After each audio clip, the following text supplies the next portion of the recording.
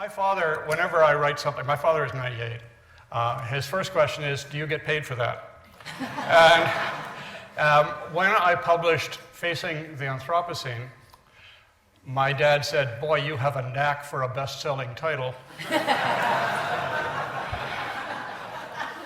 So I suspect you can imagine what his response was to my telling him that I was going to be speaking on the discovery and rediscovery of metabolic rift. On the way here on the tube this morning, there was two people who were also on the way to this conference, which we realized they were looking at the program, and so I wanted to boost the attendance at this session, and so I pointed out my session, on it, and she said, "What the hell is that?" So I hope we'll get to some of it. Now, make sure this works. Yay!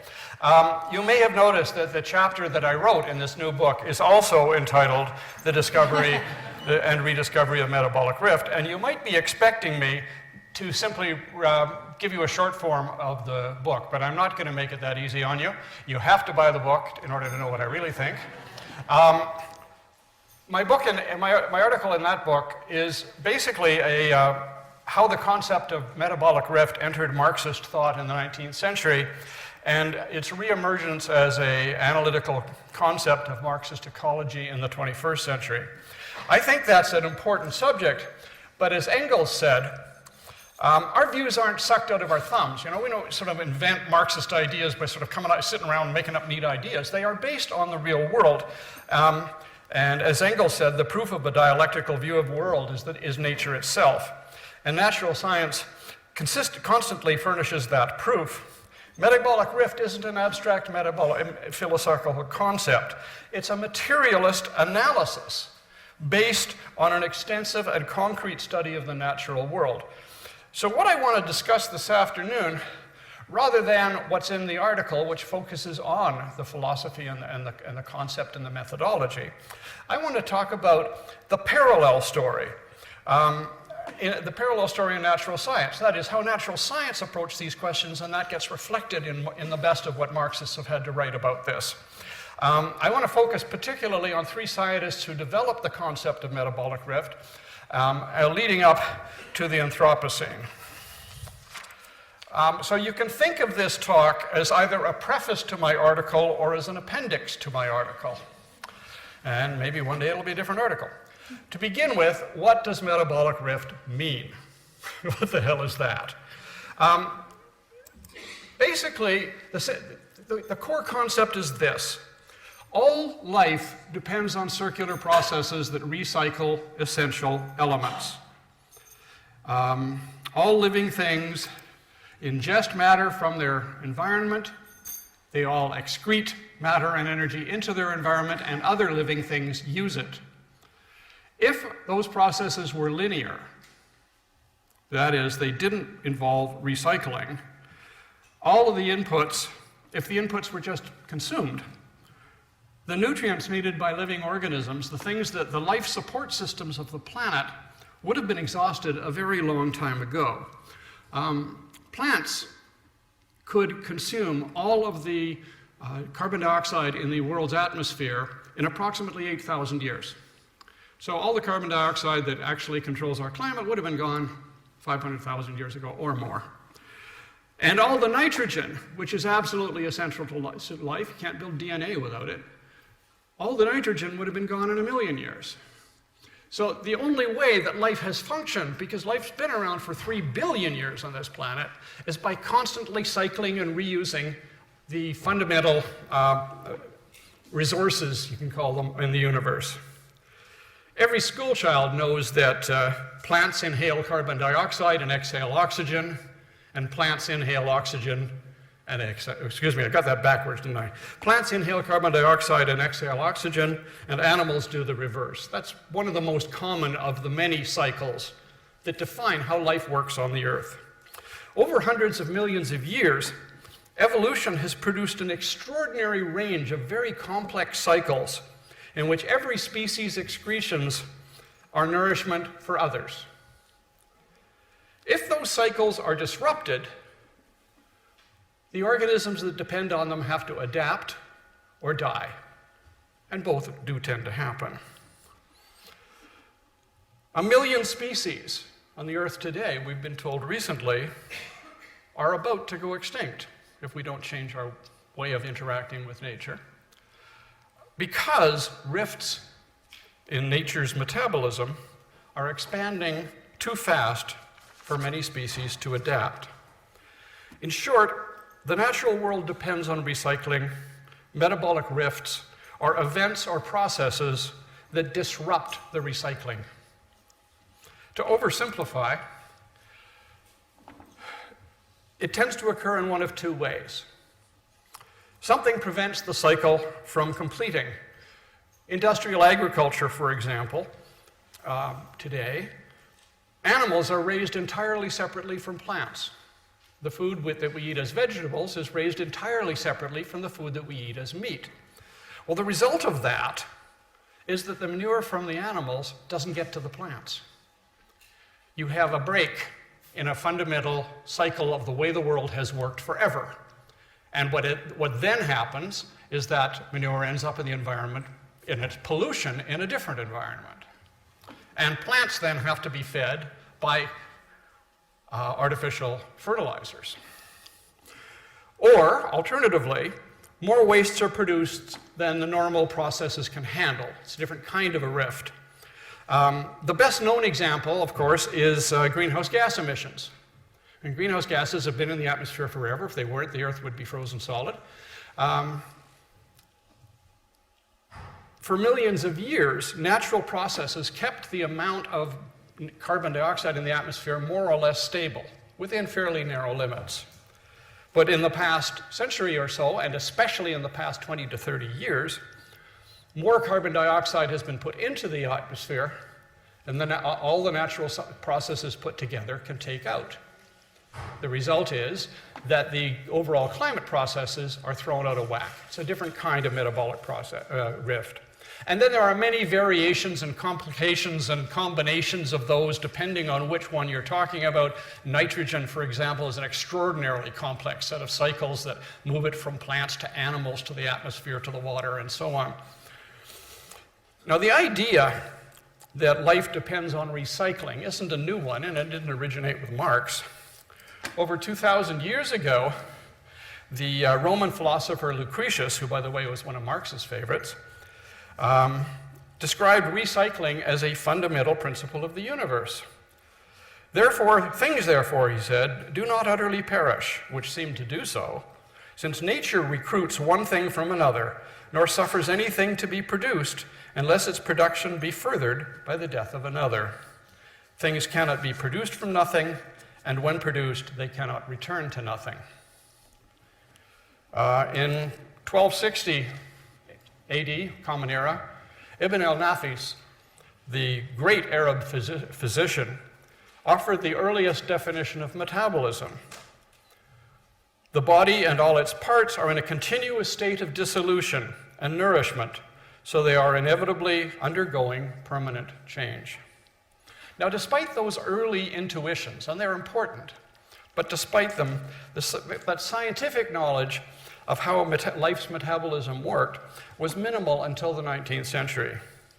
In fact, when Marx and Angus wrote about metabolism, bear in mind when you look at anything they wrote, that at the time they wrote, there was no English word for this. The word metabolism did not appear, and even in the scientific literature, until about the 1880s, and didn't become common use until well into the 1900s. They used the German word Stoffwechsel, which was a recent invention. Its first appearance in the German press was in about 1820, roughly, but it only came into general use among scientists in the 1840s. So Marx and Engels, when they talked about metabolism, they were right on the cutting edge of the science of their time. A leading figure in that research, and if you've read anything about metabolic rift, you've read about Justus von Liebig. He was a leading figure in metabolic research. German chemist, he's now known as the founder of organic chemistry. In his, he personally published over 300 papers on the subject between 1830 and 1840. That's not career, that's one decade. And over 2,000 in his lifetime. And from 1840 on, Liebig focused on agriculture as the most important of industries because, of course, if people can't eat, they don't survive at all. And his goal was to apply chemical analysis to help understand declining soil fertility in Europe. It was certainly well known to everyone that farms were producing less in the same areas than they'd produced before. And what Liebig showed was that contrary to the accepted view of his time, plants were not nourished by eating dead plants.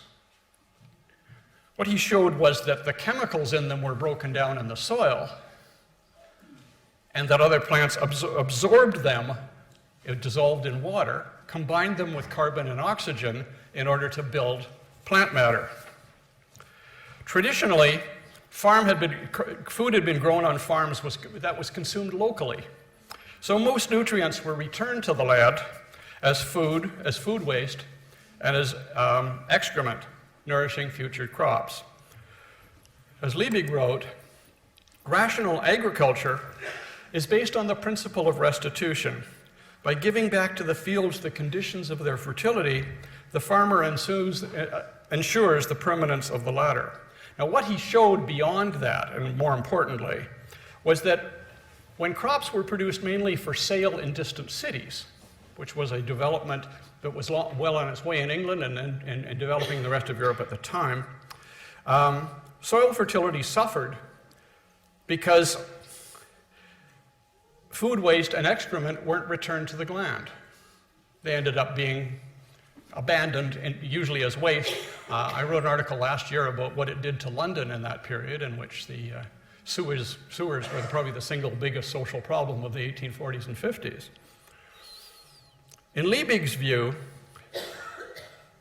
this would cause a long-term fertility crisis in British agriculture in particular, and that he thought agriculture would continue to decline unless ways were found to use excrement as fertilizer rather than discarding it. Now, his view of recycling was part of a general view, this view of just recycling nutrients for plants. It was part of a general view that life depended on recycling. All the innumerable products of vitality resume after death the original forms from which they sprung, and thus death, the complete dissolution of an existing generation, becomes the sources of life for a new one. Now, one person in particular, there was, well, two, but one in particular who read Liebig's work avidly, devoured it, took extensive notes on it, was the one you've probably heard of, Karl Marx. From Liebig, Marx and Angus learned how, as they said, capitalist agriculture produces conditions that provoke an irreparable rift in the independent process of social metabolism, a metabolism prescribed by the natural laws of life itself. And that phrase is where the term metabolic rift comes from in all the discussions. This concept that there's a metabolism in which nutrients are constantly recycled and need to be recycled for things to live, that cycle has been broken by capitalist agriculture, and then that gets extended into other aspects of the way capitalism interacts with nature. Marx actually commented that he had learned more from the agricultural chemists like Liebig than from all the economists combined. Marx studied the work of Liebig and other scientists very carefully, and he incorporated them into his view of metabolism and metabolic rifts. In his view, to have developed from the point of view of natural science, the negative, i.e. destructive side of agriculture, is one of Liebig's immortal merits. Rather than rational agriculture, Liebig wrote, European farming, he called it a robbery system, in which capitalist farms robbed the nutrients from the soil and didn't return them. Marx adopted that term. You'll find it in Capital. And he used it to describe not only the way that British agriculture, English agriculture worked, but how British imperialism operated in relationship to its first and most important colony, Ireland. And he talked about how England not only robbed Ireland of its food, it robbed it of its soil. It stole the nutrients that was in that food and didn't return them, causing declining production in Ireland for the profits of people in England. Now, Liebig argued that the only long-term solution would be to recreate the natural cycles that had made agriculture possible in the first place, to heal the metabolic rift between human society and critically important life support, and a critically important life support system by returning human waste to the land. Now, that idea was very widely debated in England. I think if you only read sort of Marxist accounts of metabolic rift, you might not realize how much this became a matter of public and popular debate at the time, that the agriculture was seen to be in crisis, and finding some way to recycle the waste from the cities into the land was a huge topic, debated in Parliament, debated in all the major newspapers of the time. But in the end, it turned out to be cheaper and easier and more profitable to dump sewage into the sea and to import guano, that's the polite word for bird shit, from South America. It was actually more profitable to mine guano-based islands which had centuries worth of bird droppings on them and bring that to England to fertilize the farms than to return the city's waste to the countryside. And we're still paying the price for that in pollution and depleted soil from those short-sighted decisions of that time and the similar short-sighted decisions that continue to be made. Liebig's work and ideas were a major step towards understanding the cyclical processes that comprise Earth's life support systems. However, that understanding couldn't develop until other scientists got past a major conception that prevented Liebig from understanding how the cycles work. To the day he died, about 1870, Liebig insisted that all the metabolic cycles were purely chemical. That is, he utterly refused to accept the evidence that Pasteur developed, that living organisms, tiny cells, were actually what were doing most of this. And Angus, as Angus said, this was the proof of what a dilettante Liebig was in biology. They certainly did not, and this is an important thing for Marxists to see. It's true that Marx and Engels worked very, very closely and studied the science of their time carefully, but they didn't take it all for granted. They studied it widely. They made decisions about what they thought was right and wrong based on what other scientists said. The science that Pasteur discovered, microbiology, revealed that only specialized bacteria can produce the nitrogen that plants need to grow, for example. That discovery, together with the realization that bacteria and fungi are responsible for the eventual decomposition of all organisms, showed that living matter plays a key role in Earth's vast recycling operations. Makes life possible. Earth's metabolism is not biological or geological or chemical. It's all three combined, all three at once. And that brings us to the next scientist whose work I want to look at, the unjustly neglected Russian scientist Vladimir Vernadsky, who, among other things, invented the word and the science of biogeochemistry. That is the science of how biology, chemistry, and geology work together to make life possible. Vernadsky's almost forgotten today, but he was born in 1863, and by 1900 he was very well known, not just as a scientist, although he was one of the most prominent scientists in Tsarist Russia, but he was also a well-known liberal opponent of Tsarism. He was a founder of the Cadet Party, which you might have read about if you've read any of the histories of the Russian Revolution, the main liberal constitutional party that opposed Tsarism. He was a member of the Duma, the parliament of his time. He resigned in protest from the Duma when restrictions were placed on the universities and what they could study and teach. He opposed the Bolshevik Revolution in 1917, not surprising given that he was a cadet. However, when the Cadet Party supported the counter-revolutionary war against the Bolsheviks, he resigned from the Cadet Party in protest. He opposed it politically. He thought it was wrong to try and overthrow the Bolshevik government. And, in fact, he lived in Kiev throughout most of the Civil War. But after it was over, he returned to Petrograd and resumed his position as the head of the Academy of Sciences. And Lenin made a major intervention on his behalf because the tendency at the time was, of course, to view anybody who had been in the Cadet Party as an enemy. But Lenin interfered on behalf of him as a scientist. In 1926, with financial support from the Soviet government, Vernadsky established his own research institute in Petrograd. And until his death in 1945, he and his co-workers conducted cutting-edge research on the composition and dynamics of the biosphere. He didn't invent the word biosphere, but he was the first to use it extensively. The idea that related to the geosphere and the hydrosphere and the atmosphere, the sphere of life is a factor. They did cutting-edge research on the composition and dynamics of the biosphere, including studies of the oxygen and carbon cycles, the organic origin of coal and petroleum, and the sources of atmospheric carbon dioxide.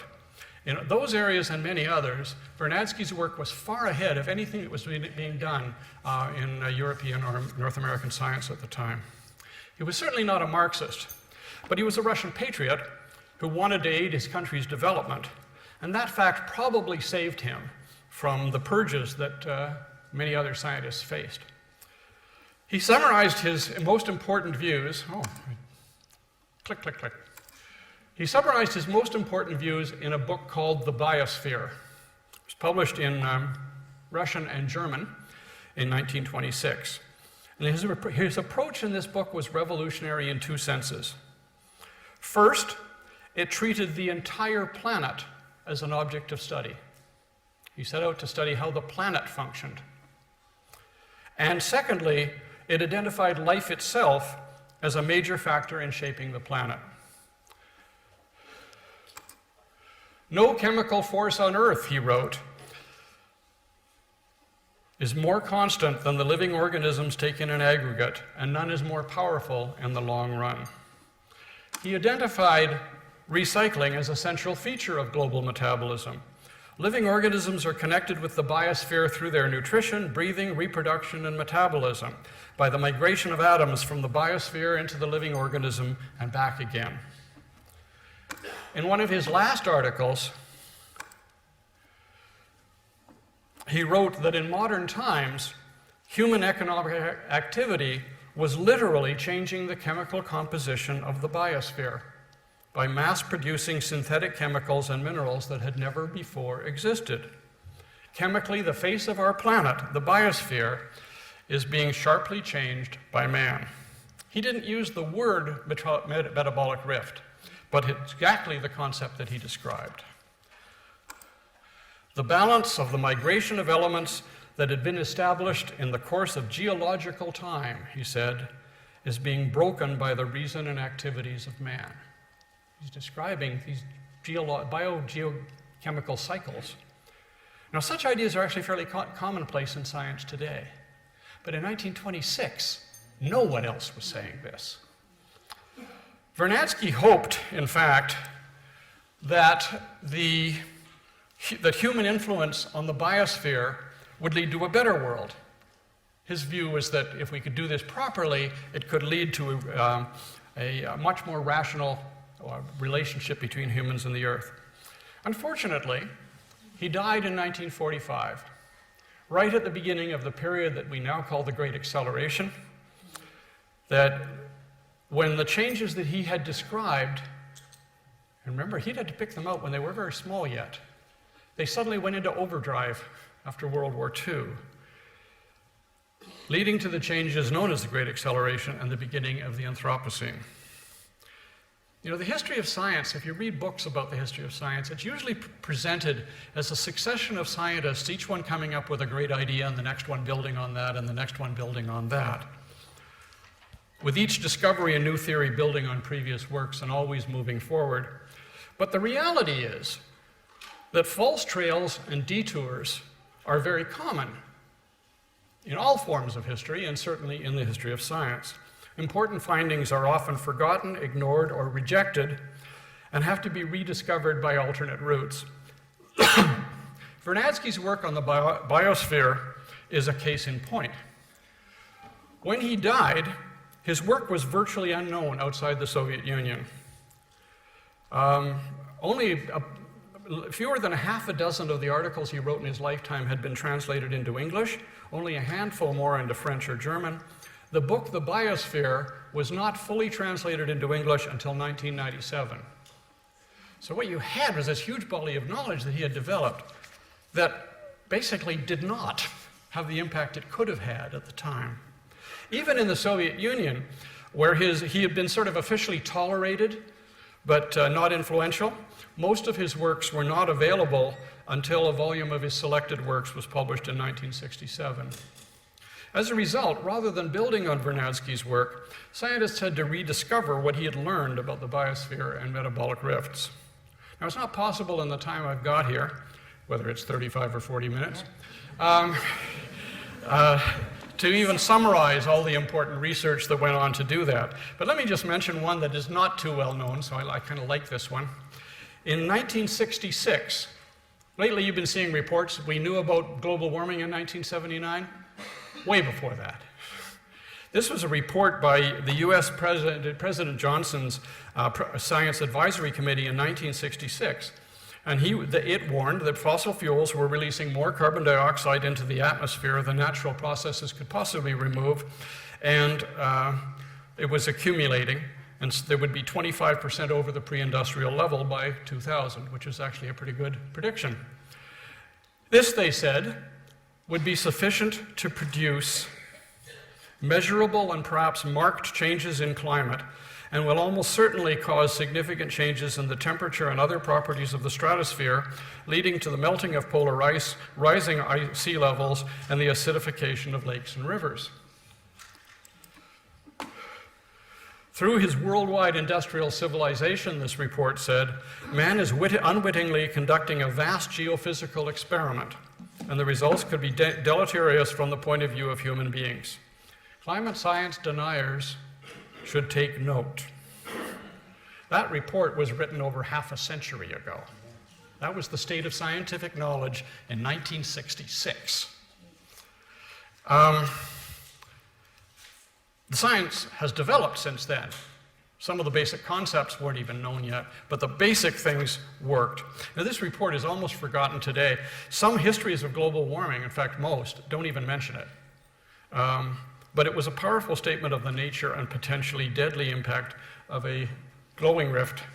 I'm not going to make that. In the carbon cycle. Now, a scientist of the time who not only studied the crisis, but offered a powerful social and economic explanation of their causes was the American scientist and ecologist Barry Commoner. In addition to doing cutting-edge scientific studies, he wrote an excellent popular account that deserves to be viewed as a classic of scientific environmentalism, socialist environmentalism, excuse me. He didn't use the word metabolic rift, but he certainly brought the concept to a wide audience. This book was a New York Times bestseller in its time. The book's title referred directly to the global cycles that are fundamental to life on Earth and to the massive disruptions that occurred after World War II. He explicitly identified fossil fuels and plastics and synthetics and industrial agriculture as global problems. And he said to survive, we must close the circle. We must learn to restore to nature the wealth we borrow from it. And you can see that. That's almost the same thing Liebig had said 100 years earlier. But now he's seeing it on a global process. Even more important, Commoner went beyond simply describing the process. He actually set out to figure out what was causing it. And he said there are serious incompatibilities between the private enterprise system and the ecological base on which it depends. And he went on in a statement that obviously he'd been reading Rosa Luxemburg, because he says our options have become reduced to two: either the rational social organization of the use and distribution of the Earth's resources, or a new barbarism. Now, the culmination of the process of 20th century studies of these issues is what we now call Earth system science. Its most important conclusion is that Earth's biogeophysical cycles are being pushed far out of their normal operating range into an unprecedented state, which they have named the Anthropocene. But once again, we have the problem that science does not evolve in a linear fashion. Barry Commoner's insights into the social causes of the crisis were forgotten or ignored. So what you see when the first scientists start talking about the Anthropocene is they simply, they're way ahead of him in science because they've had several decades, but far behind him in political analysis. The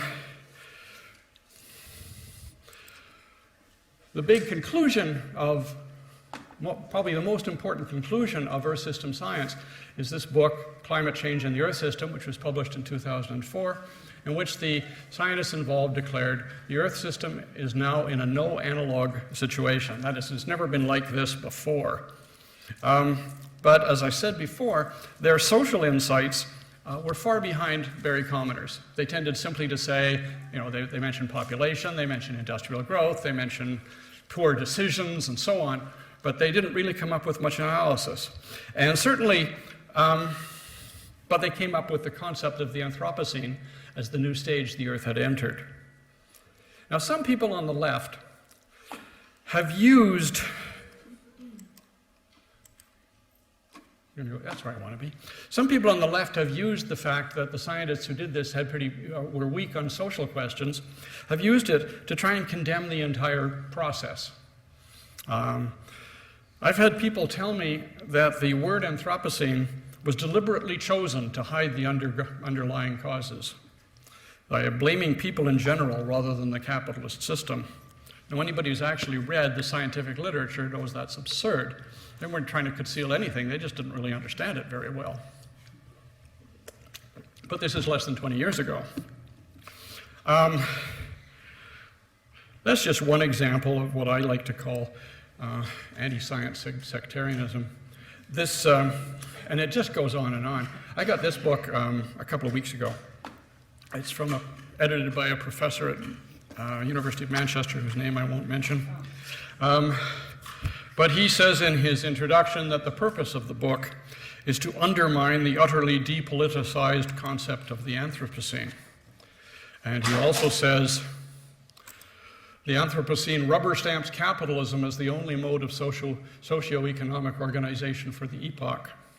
Now, it's hard to imagine a more ludicrous and, more importantly, destructive approach to a crucially important scientific development, rather than try and work with the scientists to understand these issues, condemn them and push them away.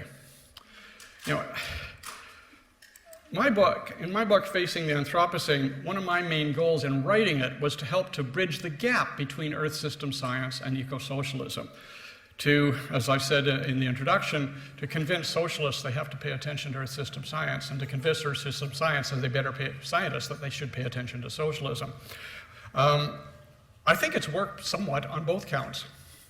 But what I said in the book and what I believe then and now is that scientists who seriously examine the state of the Earth system are going to come to radical conclusions. As long as they're honest in their analysis, they can't help. And that is, in fact, we're seeing progress in that particular direction. The Anthropocene Working Group, which is the official body that's charged with evaluating the concept of the Anthropocene, this year published a summary of what the science we know today is, a book called The Anthropocene as a Geological Time Unit. Most of it's technical. Most of it goes into detail about how you measure different things and so on. But there's also an interesting section on the social and political factors and economic factors. This is the very subject that the sectarian opponents of Anthropocene deny exists. I was particularly struck by a chapter written by Will Steffen, who has been the chair of the main international bodies that studied this for years, and a leading person in developing the concept of the Anthropocene. From the very beginning, he also, by the way, wrote a really nice blurb for my book. So, a study that he was the key writer on in 2015 said that the cause of the Anthropocene is a small fraction of the human population, those in developed countries. Well, all by itself, that blows up the idea that they're saying all people are responsible. But what's interesting in the new book is that what he says is, it's caused by industrial capitalists in the wealthy countries, not mankind as a whole. Now, that's the first time I have seen a statement from a leading Anthropocene scientist, or in fact much of any in our period, that explicitly identifies capitalism as the cause of the crisis. And if that is what an utterly depoliticized concept is, let's have a lot more of them. Now, and since the AWG refers to this book as the authoritative review of Anthropocene science, we have to assume that his colleagues, at the very least, think this is an important part of the conversation. In the past year, also, we have seen the birth of Science for the People, the Rebirth. This is mainly in North America, an international organization of science and technology works that involves itself in social and political struggles. Now, we don't yet have the broad alliance of eco-socialists and scientists that we need, but these are very positive signs that serious scientists are drawing radical conclusions from their study of the natural world. As Angus said, nature is the proof of dialectics. More than a century ago, Rosa Luxemburg wrote that Marx's work was so wide-ranging and ahead of its time that aspects of it don't become clear to us until the class struggle and we catch up with it. And she says, our needs are not yet adequate to the utilization of Marx's ideas. So he says, she said, when new circumstances arise, then for the solution of new practical problems, we dig into the treasury of Marx's thought. And it's amazing how often when you do that, you discover he had something you didn't know before. That applies to Marxism and ecology. Marx's views on metabolism and the metabolic rift lay hidden in plain sight in the pages of Capital for over a century before socialists really dug into them and understood how they fit into his other ideas. The result is a remarkable outpouring of Marxist scholarship about science and nature and ecological crises, building on Marx's insight. Obviously, given the science of his time, he wasn't complete or thorough, but what he provided us with insights and a method that can still be used. And that's, as Andreas Malm recently wrote, one Marxist line of inquiry into environmental problems is outshowing all others in creativity and productivity, the theory of metabolic rift. And as the new book, Social Change, Not Climate Change, illustrates, a growing number of socialists are following their example. We need to support the steps that scientists are taking towards radical conclusions. That means we have to try and understand the science. We have to dig into it more than we have traditionally. We have to see how it fits with what we already know, and how it may contradict what we already know, or how it may advance what we already know. Working together, armed with the best findings of natural science and social science, we can put an end to capitalism and heal the metabolic rifts that now threaten our very survival. Thank you.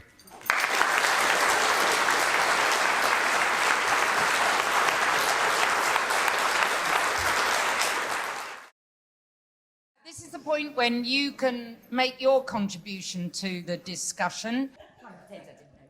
The world of science is fascinating, and this has really been very entertaining and amusing and informative for me, so all three, so thank you very much. What I want to say is just something about science in general under capitalism, because there is a problem. You think, well, science, let's work out what's wrong and tell everybody about it, and everybody will wake up and there'll never be any problems ever again. Well, it doesn't work quite like that. Even on things which don't have an immediate economic or social or political effect.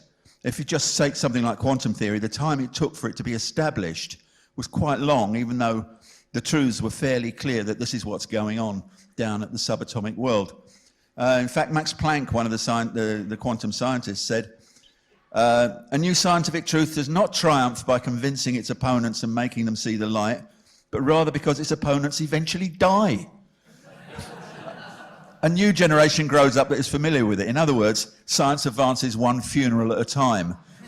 Now, I think we can do slightly better than that in this case because the situation is more urgent. It's not a matter of a few scientists sitting around saying this is the right idea and trying to convince everybody. It's a matter for the entire movement because the thing is extremely serious, and I'm very, very happy to see things like what's going to go on in September with the proposed climate strike. So that's the way we ought to be going. Scientific arguments are good. I think a lot of people, majority of people, not majority of people, enough people are around now to say, yes, we should do something. Let's not wait for the old hangers-on and the climate deniers to die. Let's get on with it now. Let's get on with September the 20th. Thank you. And comrade here.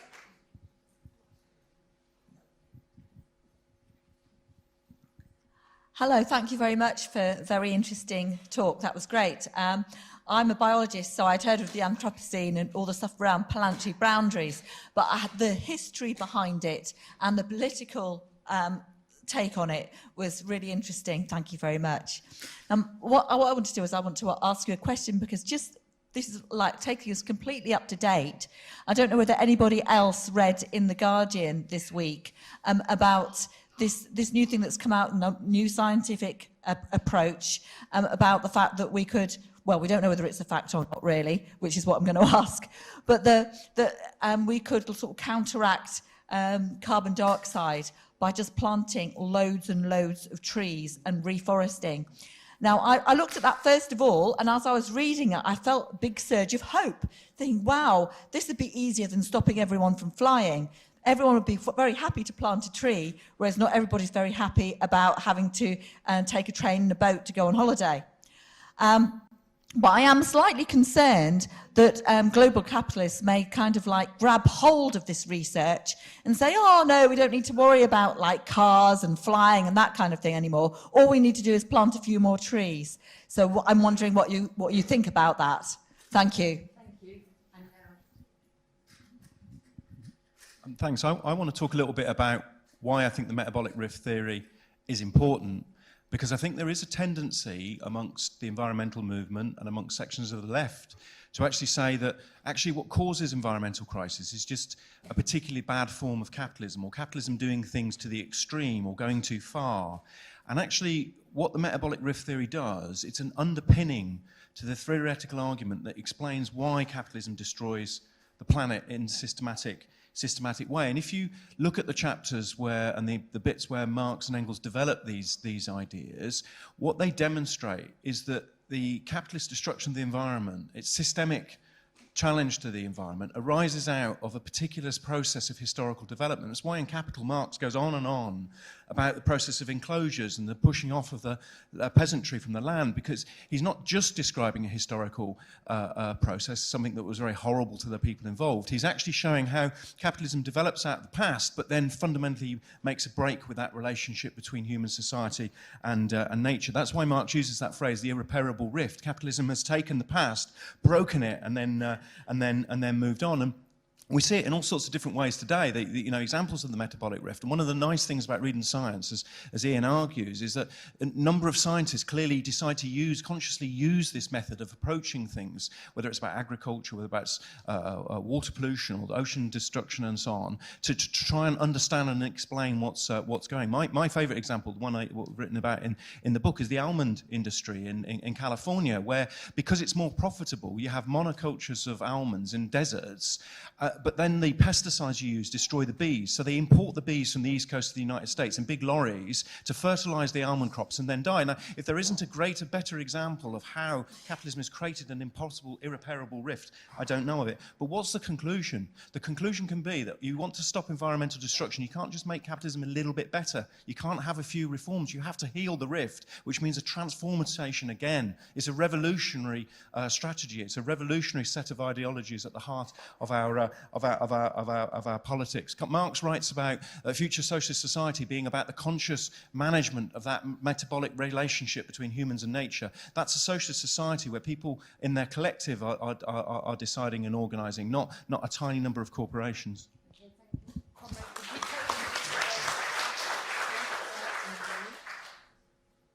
Yeah, two comrades there, they're sort of behind each other. Put your hands up so he knows who you are. And then... Yeah. I just wanted to give an example of what I now realise is metabolic rift, having not heard of the term until I came to Marxism.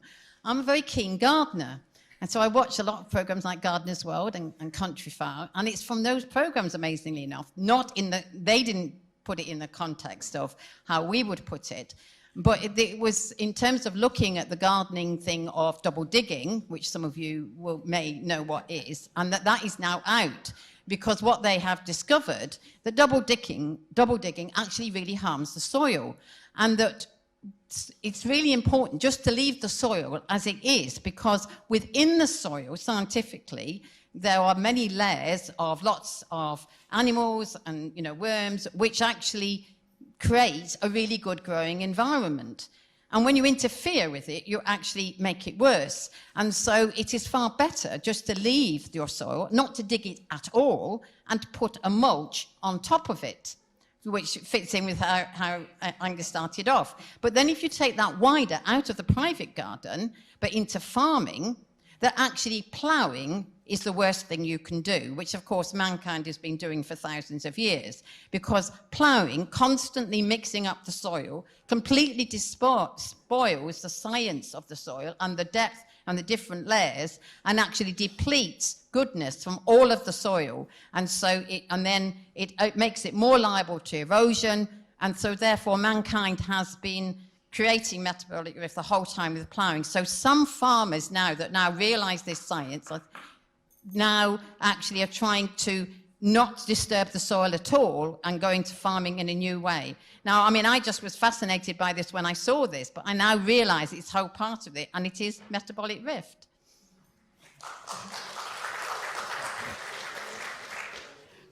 Hello, that was a wonderful, interesting, funny and informative talk. I'm really glad I came, but I did have to stop somebody on the way in with a Marxist t-shirt and ask what it was. So I just wanted to say something sort of positive, and that is that a wonderful book called Humanure. I think you know it, yeah.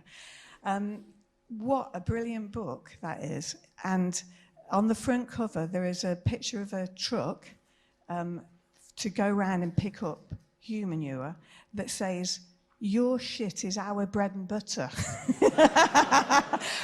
And the book is very, very funny, again, interesting, informative, and wonderfully illustrated. And people who are gardeners, if lucky enough to have a garden, can do very easily a compost toilet, but inside your house too. He shows you how to do this. People think it's really horrible and smelly, and it isn't at all. So I'll just recommend that book called Humanure. And I wanted to say that he does mention, because he's been doing this for years, this man, hasn't he? Long, long time. But he says sometimes he has visitors, friends, and when they know that everything he's serving them to eat, it was grown on his plot with humanure, sometimes they won't eat it. But that's terrible, really. I mean, how far removed we are now from that cycle that you mentioned at the very beginning, the cycle. But there's loads of stuff about that book, but I'd just say, Humanure, I can't remember the author, but it's only one, on Amazon or wherever, and it's a wonderful book and could help immensely. We could all have one if we've got a garden. Save a lot of shit. Summer reading and summer activity. It's John here next.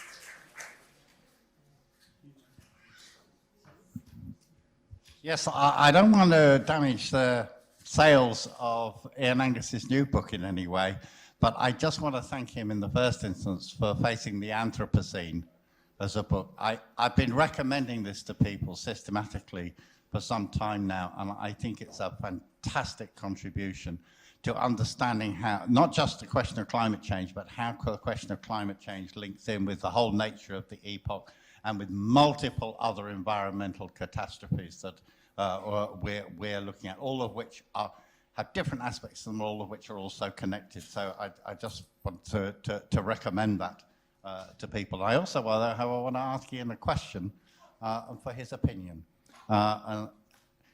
When the IPCC report came out saying that we have 12 years to turn around the situation, you know, some people heard this as we've got 12 years before the end of the world, but 12 years before we would, to make a fundamental change, before we would go into maybe runaway climate change or catastrophic climate change and so on, they gave a huge impetus to the movement. They changed, I think it contributed massively to changing public awareness and consciousness and so on.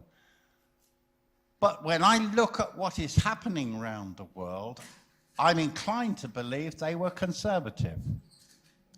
I'm inclined to believe that, you know, in order to get agreement of 97% of climate scientists, you had to go for the more conservative predictions. And it looks to me, for example, when you see how the permafrost is melting, that this is happening faster than the scientific predictions were laying out. When you look at what the precipitous decline in Antarctic ice, which is sea ice, it doesn't raise sea levels, but it does contribute to global warming. That's happening at an incredible rate. And when you look at the weather events, all of which we're told you can't actually attribute to climate change, you can't actually attribute to climate change probably on the news. They're always trying to stop people being alarmed. But when the temperatures around the world, in India, 50-odd degrees and so on, and lots of others, I won't go through the list, it looks like it's happening faster than was expected. And I want to ask Ian what he thinks about that, because obviously I'm not asking for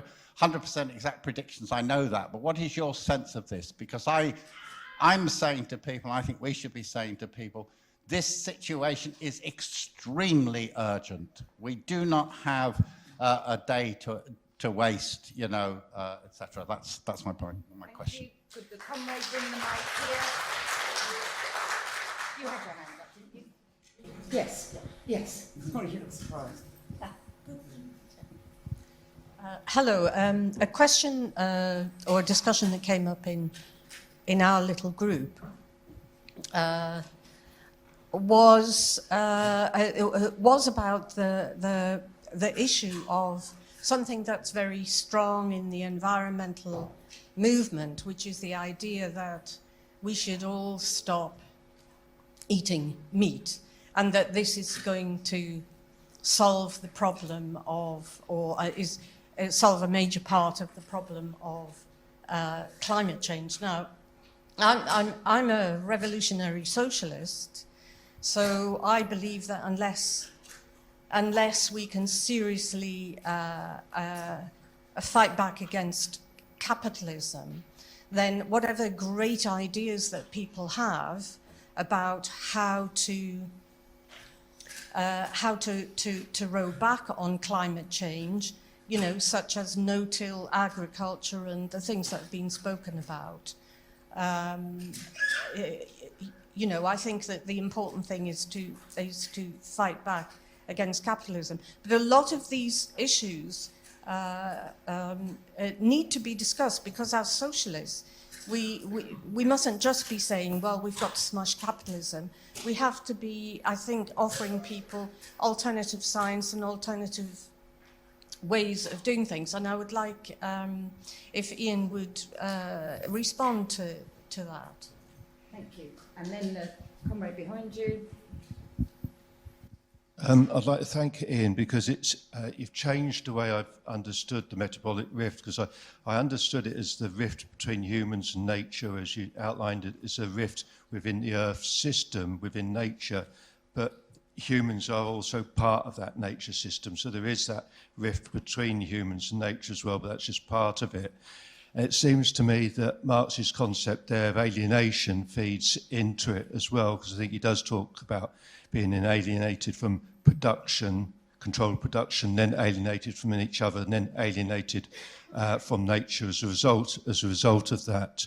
And it seems to me that's really quite important. I volunteer on a couple of reserves, and I do trips for kids called How to Be a Bird.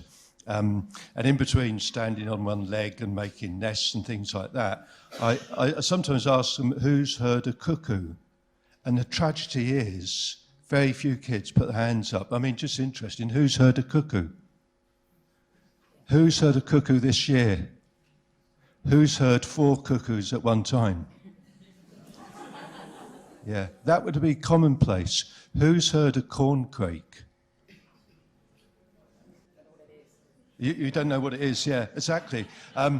Who's heard a corncrake within the boundaries of London? Well, a corncrake is a sort of rail, like a moorhen or coot, at the beginning of 3 Men in a Boat, which is not a great book. It's not very funny. Right, okay. It is a great book, I'll change my mind on that as well.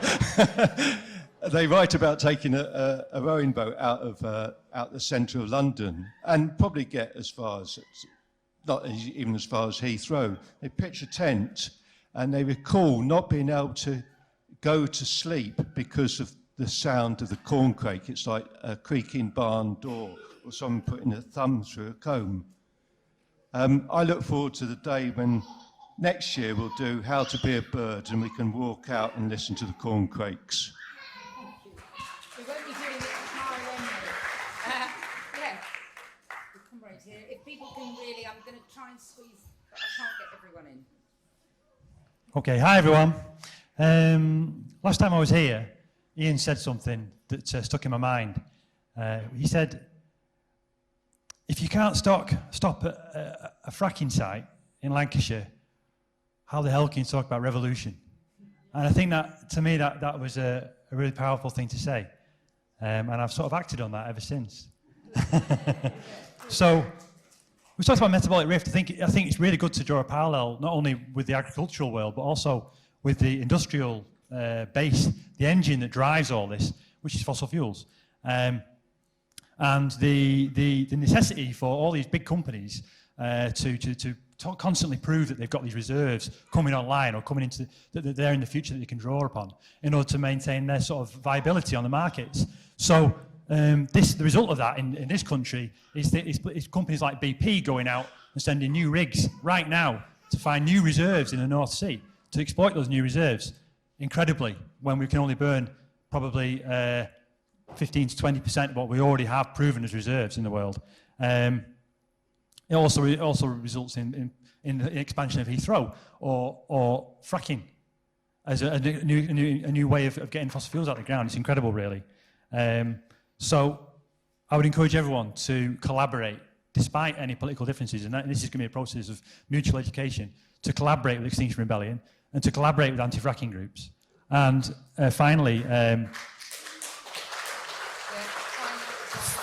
I'd just like to mention that there is going to be a moment coming, we think, fairly soon where things might change after Brexit, free trade deal with Trump, and we need to be ready for that moment to step up. And I encourage everyone here to make that move, make that step up. Thank you.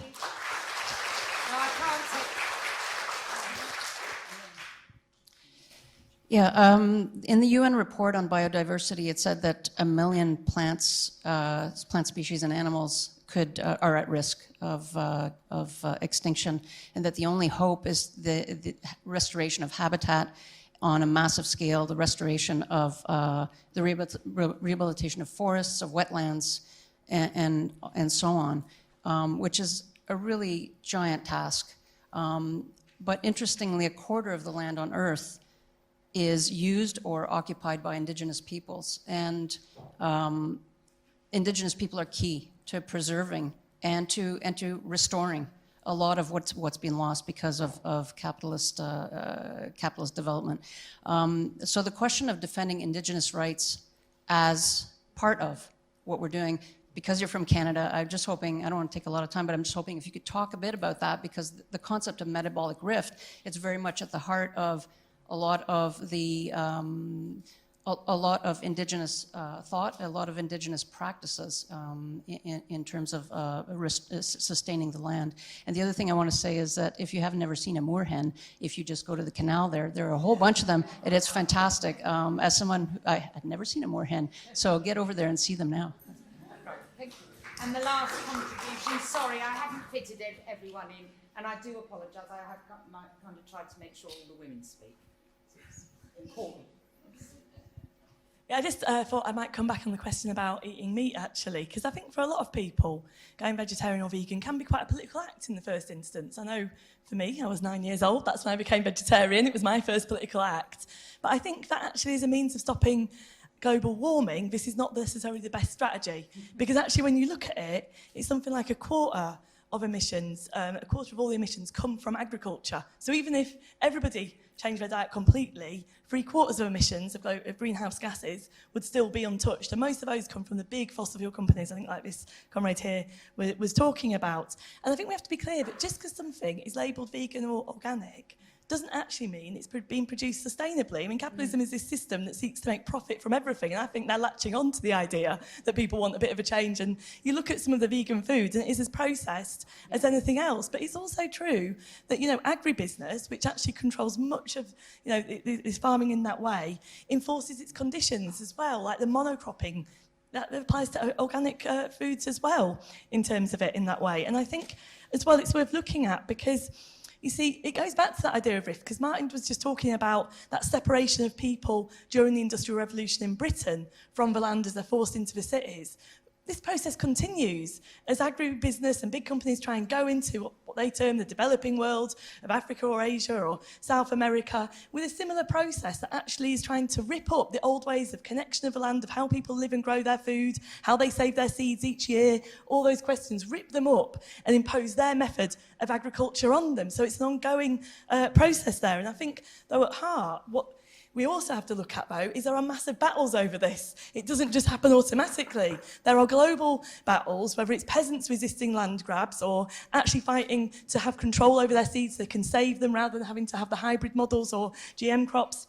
It's many battles, and our battles that we're talking about, how we're getting involved, are part of that global movement, which is about actually having real control over it, over our land and our environment, rather than being subjected to it by the outside forces driven by profit alone. Thank you. Okay. Ian will come back on that for about 7 minutes. 7 minutes? Oh, come on. Are you folks up for another hour?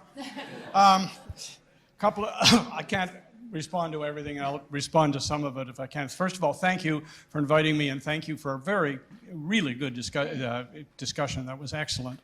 On the issue of let me go. You're going to talk about planting trees. We talk about not eating meat. There's a whole bunch of other things. There's a whole set of arguments for solving the climate crisis by not actually solving the climate crisis.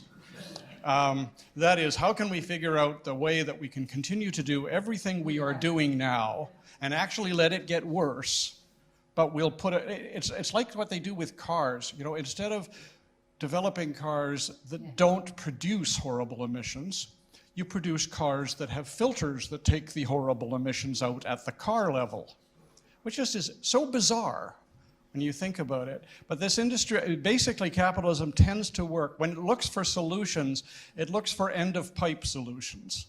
That is, it looks for things after it has done all its damage that it can sort of be cleaned up. And much of the discussion that you get into about removing carbon dioxide from the atmosphere and so on are all on that level. There are many problems with the trees will solve the whole thing. I don't have time to go into all of them, but mostly they come down to the problem we're facing is huge. And yes, you could probably, with a program more massive than has ever been undertaken by any society ever, plant that many trees. But those trees are going to die, and so you've got to plant more. And it's a constant it will be a constant effort to be running as fast as you can to stay in one place. And that's in the very best case, where you achieve planting trillions of trees. I think it's an unlikely solution. It's one of those ones that the math works, but the world doesn't work that way. I very much appreciated the comments on soil from over there. Yes, you're talking exactly about a specific local kind of metabolic rift. The whole destruction of soil has now become very much identified with this process. At least one forecast says that Britain has about enough soil for another 60 harvests. And that's a big part of our discussion here. The fact that it is more profitable to destroy the soil and then put synthetics on top of it than not destroy the soil in the first place. On the question of meat, this is a long and complicated one. First of all, I really believe that we as socialists should walk as lightly on the earth as we can. You should do what you can personally, but nobody should anticipate that personal decisions about consumption will change the world. Not at all. Meat was not a huge part of the European, North American diet as recently as the 1930s. It's a huge marketing campaigns to get us eating hamburgers as the main kind of, on a huge scale. And an introduction on a huge scale of a totally irrational system of agriculture in which we take plants and feed them to cows to get them to make meat, and in the process lose most of the nutrients that the plants had in the first place, and then you got to go off and produce artificial fertilizers in order to grow more plants. In the United States, the single largest crop is corn, or maize, as you'd call it. About half of it is fed to cattle. And about half of the other half, with a little tiny exception, goes into biofuels. Now that just makes absolutely no sense from a point of view of human beings and other animals need food. It's a completely insane method of agriculture, but we are not going to solve it individually by choosing not to eat meat. Or by choosing to ride a bicycle. All of those things are nice things to do, and I will not criticize anybody who does them, but they're not social solutions. These are not... The crisis we face is not a problem of personal behavior. It is a problem of a social structure which is inherently destructive. And that means that what we need, you may view it as my personal problem as I eat meat, but what you need is a social solution. And if you want to make meat the center of your campaign, I don't really object to that, but what the demand is not to tell individuals don't eat meat. It's to tell the agricultural industry to stop producing cattle and chickens and other animals in the most horrendous conditions known to man. We could simply abolish what are called CAFOs in the United States. These are concentrated agricultural feeding operations. It's got enough, yeah, so the definition is more than 10,000 animals in one place. And that's a small one. There's a huge fight to be had against those. And I mean, quite in addition to their impact on the environment and the impact on animals, they cause extraordinary amounts of pollution, water pollution, land pollution. So there are arguments about that. Finally, on John's question about the conservatism of science, there's no question. The major scientific operations, the IPCC is an example of that, their decision-making process is based on unanimity. They try and reach consensus on everything they write. And consensus always leads to more conservative statements. It must. And so the individual decision, their predictions have tended to under-predict. When you look historically, some of the predictions of the amount of carbon dioxide in the atmosphere are actually proven to be remarkably accurate. What's been weaker is what's the impact of that carbon dioxide in the atmosphere. And the reason scientists have trouble with that is we don't have a history of it. We are in a non-analog situation. It's never been like this before, not so long as humans have walked the earth. And so it's very hard to make predictions about so much CO2 is going to cause so much global warming. And that's where they tend to be conservative. Now, do we just have 12 years? That's a really tricky prediction because it didn't really say what all the newspapers said, 12 years we're all going to die. Basically what it said was that if we don't cut back radically in 12 years, that it will be impossible to meet the 1.5 temperature increase. My feeling is we're not going to meet 1.5. Part of the fight for socialism and part of the huge problem of building socialism is going to be cleaning up the horrible mess that capitalism is going to leave us. They've already made it very clear they are not going to leave a nice world for socialists. So we're going to have to be prepared for building a new kind of society in much worse conditions than we would ever have hoped for. Thank you. Okay.